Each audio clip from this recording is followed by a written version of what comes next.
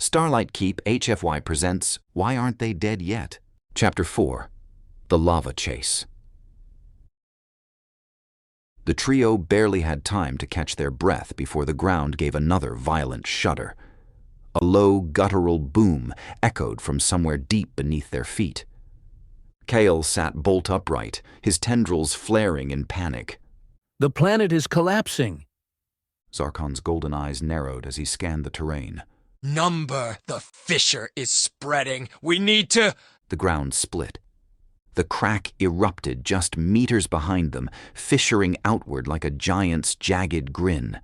Molten lava surged into view, glowing red and hungry as it roiled toward them, spitting embers into the air. Zarkon growled, claws digging into the rocks. Move! Jack, who was casually sipping from a half-crushed water flask, blinked at the oncoming lava as if noticing it for the first time. Huh. That's new. Jack! Kael shrieked, scrambling to his feet. Relax. I see it.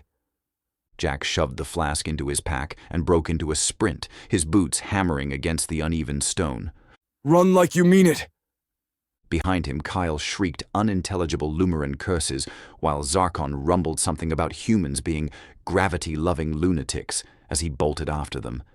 They each gave a new name to the phrase, dodging lava. Kael's voice shakes as he says, We should turn back. Back to what? Zarkon said, looking over his shoulder. The air glows with an orange haze, ash rains from the sky, and rivers of lava snake across the landscape. The ridge crumbled beneath their feet as the spreading fissure gave chase, spilling rivers of molten rock into every crack and crevice.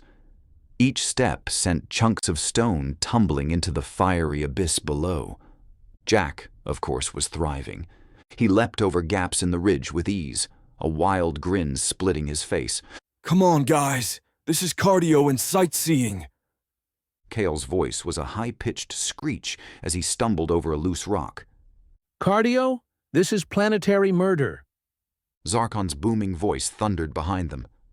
Why are you smiling, human? The ground is eating itself! Jack launched himself over a collapsing ledge, landing with a roll on the far side. He popped to his feet and turned back, watching Kael skid and scramble toward him. Because if I stop smiling, I'll start crying. Hurry up, glow stick. Kael launched himself awkwardly over the gap. Jack grabbed his arm midair, yanking the trembling Lumeran to safety. Kael collapsed in a heap, wheezing. My appendages can't function.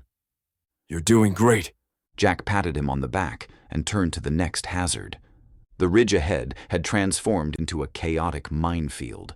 Molten rock bubbled up through cracks, geysers of superheated steam hissed skyward, and plumes of smoke choked the air.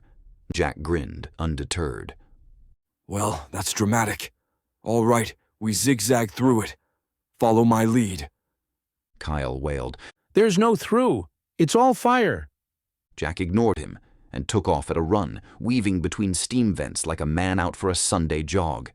The moment he passed one vent, it exploded with a screeching hiss, missing him by inches. Zarkon lumbered behind him, teeth bared. This is madness! Jack whooped, leaping over a fissure that spewed fire like an angry dragon's maw. Welcome to the human experience. Kael, meanwhile, stumbled behind, tripping over his glowing tendrils as he dodged steam geysers with a series of undignified yelps.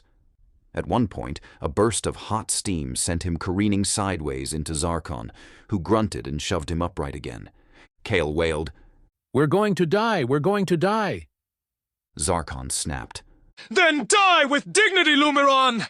Jack, several strides ahead, turned and jogged backward, grinning at their flailing chaos. What's the holdup?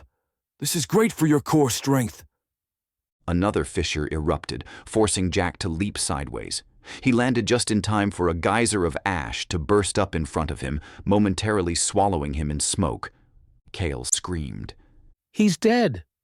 The human is dead. From the smoke, Jack emerged, coughing but grinning ear to ear. Not yet. Thanks for the concern, though. Zarkon snarled as they caught up. How are you still alive? Jack winked. Sheer stubbornness. Before they could celebrate surviving the steam vents, the fissure behind them exploded. A literal wave of lava, towering, molten, and impossibly large, rushed toward them with a slow, thunderous roar. Kael froze, glowing tendrils flickering erratically. Oh no! Oh no! Zarkon's eyes widened. Move! Now! Jack didn't need telling twice. He grabbed Kael's arm and hauled him into a sprint. No time to panic, Glowstick. Sprint now. Existential crisis later. They sprinted toward the far side of the ridge, where a jagged natural arch of blackened rock stretched out over a narrow chasm. Jack's eyes lit up. That's our bridge. Go! Kael's voice cracked. That is not a bridge. That is a death sentence. Works for me. Jack shouted back. The ridge shook violently as the lava wave surged closer, bubbling and roaring like the apocalypse itself. Jack sprinted ahead, boots thudding on rock, Kael and Zarkon close behind. Jack reached the arch first and didn't hesitate. He launched himself onto it, arms out for balance, as he sprinted across the narrow span of crumbling rock. The arch cracked under his weight, dropping chunks into the molten abyss below. Kael froze at the edge. I can't. Jack skidded to a halt on the far side, turning to shout over the roar of the oncoming lava. You can, or you can die. Pick one. Zarkon shoved Kael forward. Move, scientist! Kael wailed but stumbled onto the arch, arms flailing as he half ran, half crawled across. Behind him, Zarkon thundered forward, his bulk making the crumbling rock groan in protest. Jack stood waiting, grinning as Kael leapt into his outstretched arms and collapsed in a heap. Zarkon followed moments later, landing with a heavy thud just as the arch collapsed into the chasm, lava swallowing it whole. The trio lay on the far ridge, panting and covered in soot. Kael let out a weak, trembling moan. I no longer believe in survival. Zarkon grunted, rolling onto his back. Humans are not normal! Jack, still sprawled on the ground, looked up at the darkening sky with a grin. Not dead yet. That's a win. Chapter 5. Escape. The ridge they'd barely escaped onto wasn't much safer than the arch. It trembled underfoot, the cracks spidering outward as Ornak Prime groaned like a wounded beast. A distant boom sent shockwaves rippling through the volcanic landscape.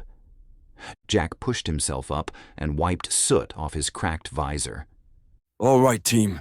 Status report. Still alive. How are we feeling? Kael lay face down in the ash, twitching slightly. I no longer feel anything. Zarkon sat upright, glaring daggers at Jack.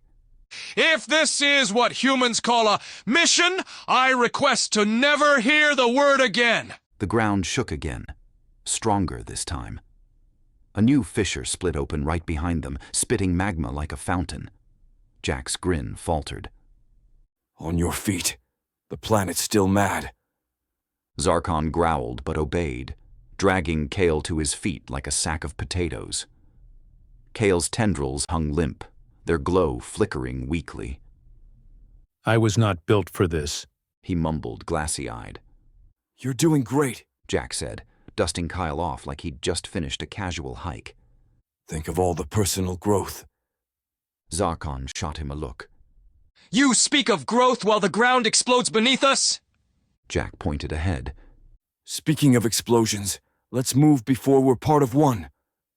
Ahead of them, the terrain sloped sharply upward toward a jagged outcrop, a dark silhouette against the volcanic glow. Beyond that ridge, Jack could see the faint shimmer of Starlight Keep's orbital beacon, blinking through the ash-filled sky like salvation. Home stretch! Jack yelled, taking off at a sprint. Kael staggered after him, his voice cracking. This isn't a stretch. This is planetary annihilation. Lava geysers began erupting all around them, fiery columns shooting skyward like furious pillars of doom. The air hissed and shimmered with heat, the ground quaking in protest with every new burst. Zarkon roared, leaping over a smoldering crack. This planet is trying to kill us! Yeah, but we're faster. Jack called back, vaulting over a steaming rock. Kael screamed as a geyser erupted next to him, singeing one of his tendrils. I can't do this. Yes, you can. Jack shouted. He reached back and grabbed Kael's arm, yanking the trembling Lumaran forward just in time to avoid a molten rock the size of a hovercar slamming into the ground where Kael had been standing. You call this survival? Kael wailed. I call it Monday. Chapter 6. Improvised Launch. The outcrop loomed ahead, but the last 50 meters were a nightmare. A sheer incline littered with bubbling lava pools and spurting geysers. There was no way to run through it. Jack's eyes darted around, sharp and calculating. His gaze landed on a half-collapsed rock formation, shaped almost like a ramp, and a stray steam vent blasting upward. His grin turned manic. I have an idea. Zarkon groaned. Of course you do! It's a good one, Jack said, already running toward the steam vent. Zarkon, grab Kael and follow me. What's the plan? Zarkon barked. Jack whooped as he dove onto the collapsed rock ramp, sliding down its smooth surface toward the steam vent. The volcanic heat roared louder than thunder. Human insanity! Kael wailed as Zarkon hauled him forward. Chapter 7. The Steam Launch. The instant Jack reached the bottom of the rock ramp, the steam vent erupted with a deafening hiss. The force blasted Jack upward like a human rocket, propelling him into the air in a chaotic spiral. Woohoo! Jack whooped mid-flight, twisting through the rising ash and heat waves like an unhinged acrobat. Zarkon stared, horrified. He's lost his mind! Hasn't he already? Kael whimpered. Jack sailed through the air, twisting to land on the rocky outcrop with an almost graceful thud. He skidded to a halt, stood up, and waved back at them. Your turn, Zarkon snarled. I will end you if we survive this! Survival first, Jack called. Zarkon, with Kael tucked under one arm like a glowing, distressed bundle, lumbered forward. He hurled himself onto the ramp and let gravity take over. The steam vent erupted right on cue. Zarkon and Kael shot upward with a roar of steam and an ear-splitting Lumaran shriek. They sailed through the air like a massive, mismatched projectile before crashing down beside Jack in an undignified heap. Zarkon groaned, smoke rising from his scales. Never again! Kael twitched feebly, tendrils flickering. I have died. This is my ghost. Jack clapped his hands, grinning ear to ear. See? Teamwork. The trio stood at the edge of the outcrop, staring back at the molten wasteland below. The fissures had merged into a single, fiery ocean, the steam vents now reduced to angry hissings lost in the distance. Far above, Starlight Keep's beacon light glimmered like a promise of safety. Zarkon growled, brushing soot off his scales. Humans are the most reckless species I have ever encountered! Jack shrugged. Hey, we get results. Kael staggered upright, glowing faintly again as he muttered. Your species thrives on disaster. Jack flashed them a lopsided grin. Nah, we just don't let disaster win. Zarkon tuned to Kael. If you think that is bad, on my first mission with him he said, "Not dead yet." That's a win in my book. Kael jumped and gasped on hearing a lava geyser go off not so far away. It had answered the burning question in his mind, which was Jack Mitchell always like this? Jack turned toward the beacon and gestured forward. Let's go. Drinks are on me, assuming I haven't melted my credits. Zarkon sighed, shaking his head. You are truly impossible! Kael's weak voice floated behind them as they trudged onward. Humans are a hazard warning wrapped in optimism. Jack grinned. Welcome to the team. Kael smiled back at Jack, standing silhouetted against Ornak Prime's blazing chaos, and then to the glimmering beacon of Starlight Keep high above, surrounded by the swirling nebula. It was definitely a day to remember. Epilogue. The Dragon's Rest Tavern on board the Starlight Keep space station was alive with noise, warmth, and alien chatter. Glowing runes etched into the bar cast a soft amber light over the polished stone surface. Holographic lanterns floated lazily overhead, their flickering images occasionally shifting to advertise neon-colored drinks or station events. At one corner table, surrounded by a faint haze of neon mist and murmurs of other patrons, Jack Mitchell, Zarkon, and Kael Varen sat nursing drinks. Kael looked like he'd just survived his own funeral. He cradled a tall glass of bioluminescent blue liquid, his tendrils still flickering faintly, as though recovering from a catastrophic system reboot. I will never, never set foot on that forsaken planet again. Kael muttered into his drink.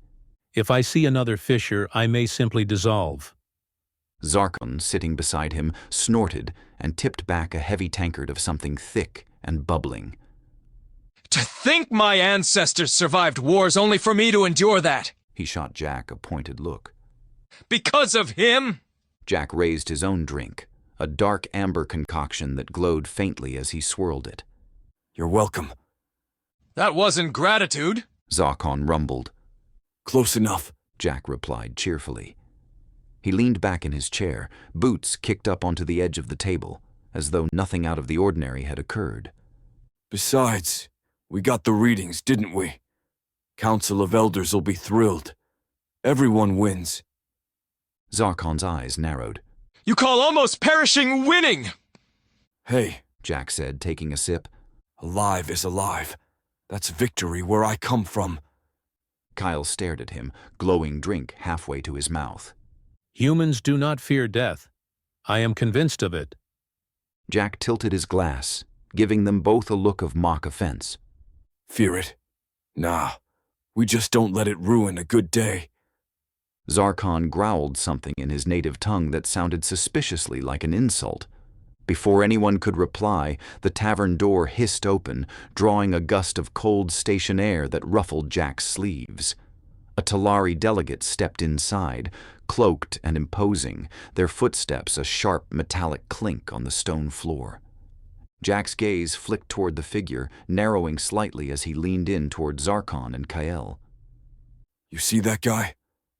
Zarkon followed his gaze, brow furrowing. A Talari, what about him? Jack swirled his drink idly, his tone light but deliberate. Rumor on the station says a Talari freighter got too close to the Black Nebula last week. Crew didn't make it back. Something about gravity anomalies. Kael, sipping his drink, immediately sputtered and coughed. Gravity anomalies? You mean wells? Those consume ships? Jack's grin was faint, but unmistakable. Yeah, something like that. He raised his glass, voice casual. Lucky for us, we don't go anywhere near that sort of thing, right? Zarkon rumbled darkly. I do not like the sound of this. Relax, Jack replied with an infuriating wink. What's the worst that could happen? Kael dropped his face into his hands. We're doomed. Jack drained the rest of his drink and clinked it onto the table. Around them, the tavern buzzed with life. Alien traders negotiating, holograms swirling above the bar, and an ancient jukebox crooning in a language no one really understood. Jack leaned back with a satisfied sigh. All right, who's buying the next round? I promise I'll make the next mission easy. Zarkon let out a low growl. Your definition of easy involves nearly dying. Jack grinned. Details. Their voices blend into the surrounding tavern sounds. The Talari delegate watches from a shadowy alcove before turning sharply and disappearing through another door. The end. Thank you for listening to this audiobook. We create stories for you to enjoy here for free. So be a kind, gentle human and like and subscribe to not miss a single upload.